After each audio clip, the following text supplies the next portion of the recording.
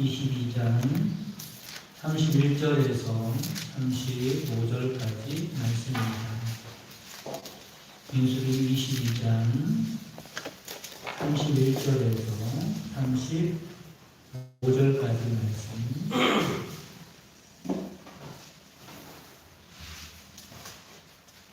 한 절씩 교독하도록 하겠습니다. 그때 여호와께서 발람의 눈을 밝히시매 여호와의 사자가 손에 칼을 빼들고 길에 선 것을 그가 보고 머리를 숙이고 엎드리니 여호와의 사자가 내게 이르되 너는 어찌하여 내 앞길을 다시 세 번 때렸느냐. 그러나 내 앞에서 내 길이 사악함으로 내 하루를 막으려고 나왔더니 아기가 나를 보기같이 세 번을 돌이켜 내 앞에서 피하였느니라. 아기가 만일 돌이켜 나를 피하지 아니하였다면 내가 벌써 너를 죽이고 나비는 살렸으리라. 하나님 여호와의 사자에게 말하되 내가 범죄하였나이다. 당신이 나를 막으려고 내 소신들을 나를 분하였나이다. 당신이 이를 좋아하지 아니하시면 나는 돌아가겠나이다. 같이 보겠습니다. 여호와의 사자가 발람에게 이르되 그 사람들과 함께 하라. 내가 내게 이르는 말만 하시니라. 발람이 발람의 공관들과 함께 하니라. 아멘. 할렐루야. 아멘. 이 시간에는 나귀도 답답한 사람이라는 제목으로 말씀을 전해드리도록 하겠습니다. 누가 봐도 답답한 사람이에요? 나귀가 봐도. 사람이 사람을 볼 때도 답답한 사람이 있죠. 사람이 사람을 볼 때 답답한 사람도 답답한 사람이지만 얼마나 답답하면 나귀가 볼 때도 답답한 사람이다 라고 하는 겁니다. 흔히 사람이 사람답지 못한 행동을 하는 사람을 보면 뭐라고 말을 합니까? 뭐만도 못하다 그래요? 짐승만도 못한 사람이다 이렇게 말하죠. 그리고 이 말은 아주 고약한 욕이 됩니다. 근데 요즘에는 이런 말을 들어야 할 사람들이 참 많은 것 같아요. 뉴스에 보면 정말로 사람이 저지를 수 없는, 짐승도 하지 않는 부끄럽고 끔찍한 일을 저지르는 경우를 많이 보게 되죠. 그래서 성경에도 이런 사람의 이야기가 나온다는 겁니다. 그러나 그는 크게 무슨 부도덕하고 추악한 행동을 해서 그런 것이 아닙니다. 오히려 그는 사람들의 존경을 받는 사람이었어요. 하나님의 뜻을 잘 아는 선지자였습니다. 적어도 겉보기에는 하나님을 두려워하는 경건한 사람이었죠. 많은 사람이 그의 입에서 나오는 축복과 저주는 그대로 이루어진다고 여겼고 그의 명성은 나라 안에서뿐만 아니라 나라 바깥에까지 자자했습니다. 그는 오늘 본문에 나오는 발람이라는 선지자입니다. 발람. 그러면 발람 선지자가 짐승만도 못하다라고 하는 이유가 무엇일까? 라는 말씀을 알아보려고 합니다. 본문의 이야기 배경은 이렇습니다. 이 이야기는 언제 이루어진 일이냐면 이스라엘 백성들이 광야 40년 생활을 끝내고 거의 끝내고 후반부에 있었던 일입니다. 지금 이스라엘 백성들은 어디에 있냐면 모압 평지에 진을 치고 있었어요. 그러니까 그곳은 어디냐면 여리고성 맞은편입니다. 이제 여리고성으로 들어가면 가나안 땅 아닙니까? 여리고성 맞은편 땅에 있었고 요단강 동편 평지에 있었던 거죠. 이제 곧 본격적으로 가나안 땅에 정복해서 들어갈 그런 태세를 갖추고 있었어요. 그런데 이때 누가 등장하냐면 그 땅의 주인인 모압 왕이 등장하게 되죠. 그 이름은 발락입니다. 발람과 발락을 혼동해서는 안 돼요. 발람은 선지자고 발락은 모압 왕입니다. 그 모압 왕 발락이 이스라엘에 대해서 겁을 먹는 거예요. 왜냐하면 앞에서 이스라엘이 아모리 족속들을 완전히 격파시켰다는 소식을 들었기 때문에 이제는 우리 차례라고 생각한 거예요. 이런 소식을 들은 발람왕은 군사력으로는 이스라엘을 이길 수 없다고 생각을 했어요. 그래서 군사력으로 이길 수 없으니까 다른 방법이 없을까? 대책을 강구하다가 그 대책이라는 게 뭐냐면 그 유명하다는 발람 선지자를 초청하는 거예요. 그리고 발람 선지자에게 이스라엘을 저주해 달라고 부탁을 하고 싶었던 겁니다. 그러면 발람이 저주를 하면 정말로 이스라엘이 저주를 받을 것이라고 믿고 있었던 거죠. 그렇게 유명한 선지자였어요. 드디어 모압 왕이 사신들을 보내지요. 두둑한 사해금을 지참하게 하고 발람을 모시도록 그렇게 보내게 됩니다. 발람 선지자요, 현재 이스라엘이 애굽에서 탈출을 해서 우리 땅 맞은편에 진을 치고 있습니다. 이것들이 세력이 아주 강합니다. 부디 오셔서 이 백성들을 저주하여 몰아내 주시면 감사하겠습니다. 그렇게 말을 전한 겁니다. 이 말을 들은 발람이 명색이 선지자 아닙니까? 그러니까 누구한테 물어봐야 돼요? 하나님한테 물어봐야죠. 여러분 무슨 일이든지 하나님 앞에 여쭤보는 여러분들이 바랍니다. 아멘. 선지자니까 하나님 앞에 물어보는 거예요. 그날 밤 하나님께서 발람에게 나타나서 말씀하십니다. 이 12절 말씀에 나와요. 하나님이 발람에게 이르되 너는 그들과 함께 가지도 말고 그 백성을 저주하지도 말라. 그들은 복을 받은 자들입니다. 여러분, 이스라엘의 하나님이 이스라엘을 저주하겠다는데 저주하도록 내버려 두겠어요?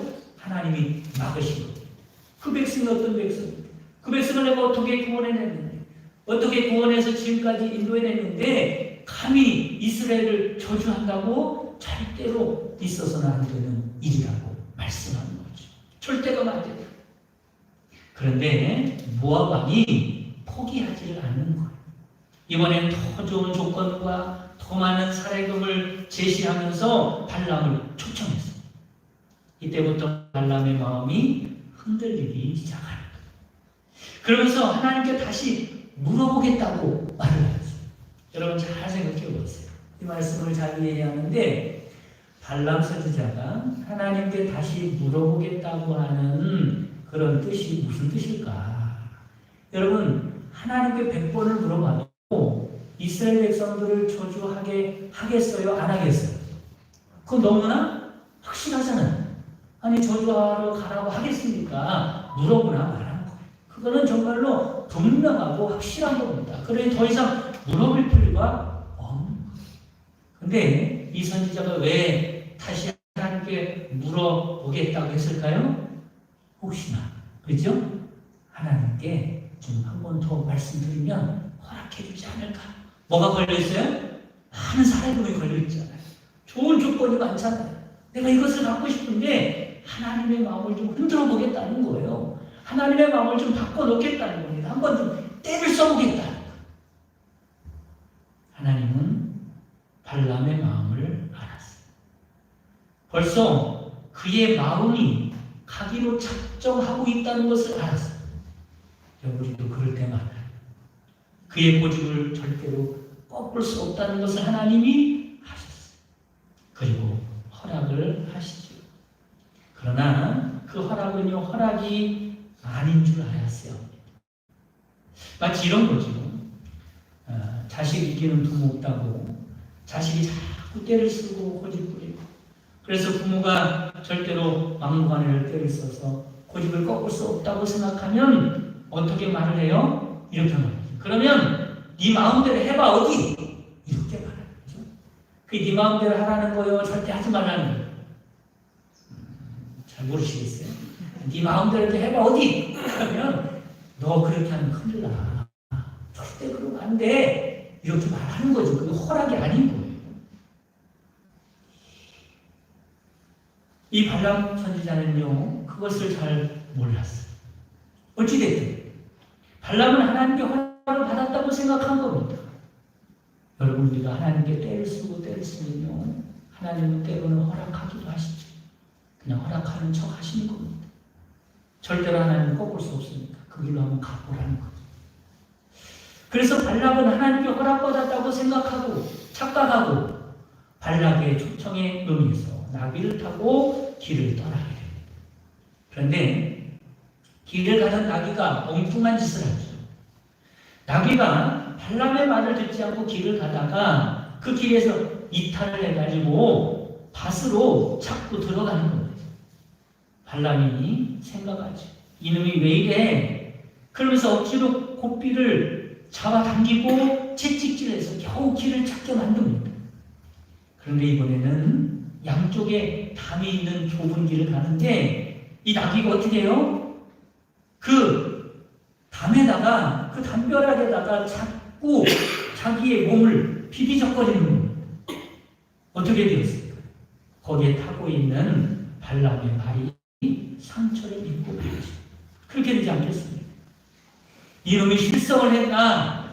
이놈이 실성을 해서 왜 이러나? 그러면서 발람 선지자가 몹시 화를 내고 더 세게 채찍질을 한 겨우 나귀가 한 발짝 한 발짝 길을 옮깁니다. 그런데 나귀가 이번에도 땅바닥에 엎드려서 이번에는 일어나질 않는 화가 머리끝까지 난 발람은 나귀를 지팡이로 들어서 힘껏 내려치기 시작합니다. 그랬더니 놀라운 광경이 펼쳐지죠. 어떤 일이 일어납니까? 갑자기 나귀가 입을 벌려서 말을 하는 거예요. 하나님께서 하도 답답하십니다. 나귀의 입을 여신 거죠.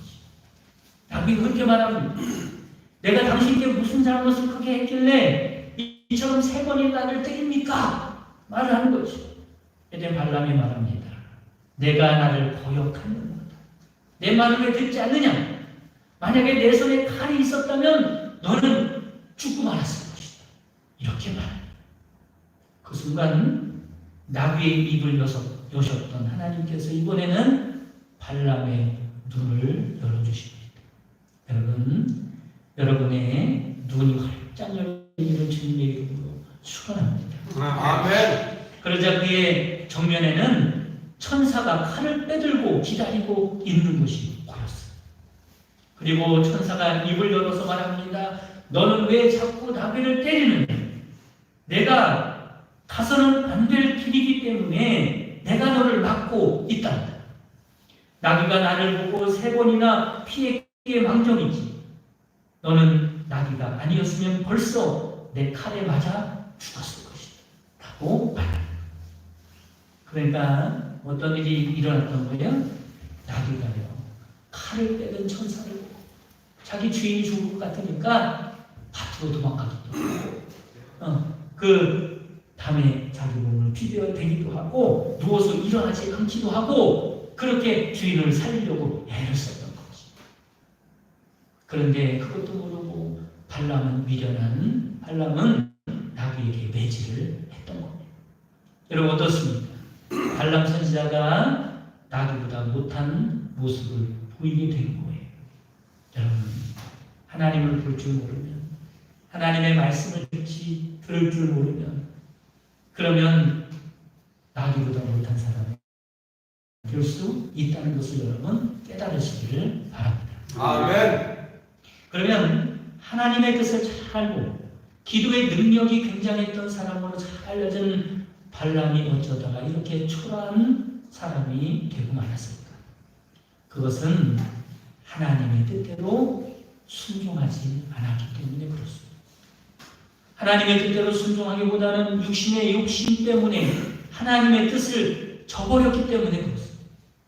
하나님의 뜻이 무엇인지 잘 알고 있음에도 불구하고 그보다는 끝까지 자기 뜻대로 고집하며 살았기 때문에 그런 여러분 믿음의 사람들이 하나님의 뜻대로 순종하지 않고 살아간다면 적어도 하나님이 보실 때는 다른 짐승들이나 별 다름없는 인생에 불과하다는 것을 여러분 깨달으시기를 바랍니다. 아멘. 우리들도 마찬가지죠. 우리가 기도할 때 보면은 오류가 있습니다. 그게 뭐냐면 하나님의 뜻이 무엇인지 알고도 기도해 보겠다는 경우입니다.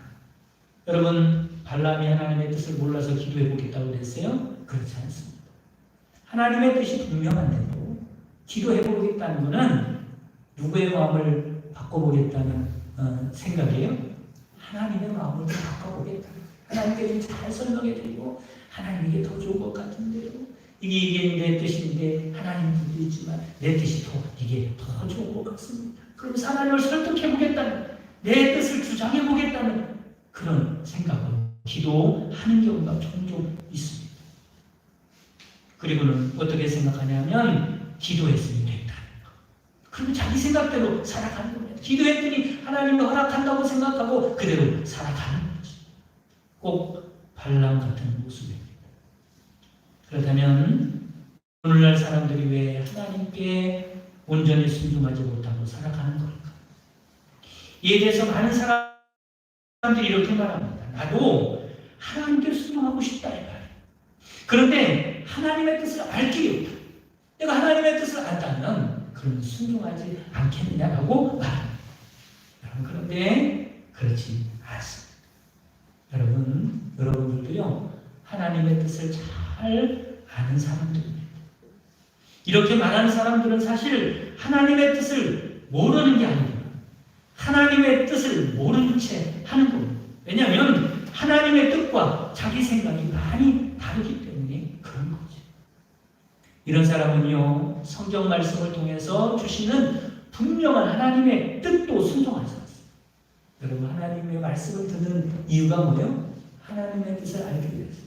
여러분들이 하나님의 말씀을 얼마나 많이 들었어요? 하나님의 뜻은 분명합니다. 물론 세밀한 또 하나님의 뜻도 있지만 하나님의 말씀에 분명히 하나님의 뜻을 우리에게 말씀해주고 있다는 것. 그 하나님의 말씀부터 순종한다면 점차 더 많은 하나님의 뜻을 이해할 수 있을 것입니다. 그것도 순종할 생각을 하지 않습니다. 그리고 어떤 사람은 발람과 같이 하나님께서 이미 분명하게 응답하시고 보여주신 일인데도 확실하게 알 수 있도록 하자고 기도해보자고 그럽니다. 그렇다면 사람들이 하나님께 순종하지 못하는 이유가 무엇일까? 순종하지 못하는 이유는 그렇습니다. 대체로 발람처럼 두 마리의 토끼를 쫓으려고 하기 때문에 그런 거죠. 하나님의 말씀에도 순종해야 하겠고 그런데 그에 관해서 자기 자신이 원하는 일도 이뤄내야겠고 그렇습니다. 이 둘이 상충되지 않으면 괜찮을 텐데 둘이 정면으로 부딪힐 때가 많거든요. 이럴 때는 보통 하나님의 뜻은 버리고 내가 원하는 것으로 그렇게 살아가기가 쉽다는 겁니다. 자신의 욕심을 버리지 못하는 것. 발람과 같이 물질을 믿기로 유혹하는 마귀의 공격을 이겨내지 못하는 것.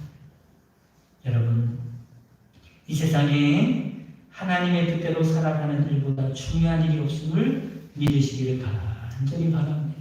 아멘. 여러분 생각해 보세요. 하나님의 뜻대로 살아가는 그 삶이 성공한 삶을 살 수 있을까요? 아니면 내 뜻대로 살아간다고 성공할 수 있을까요? 뭐가 성공할 것 같아요?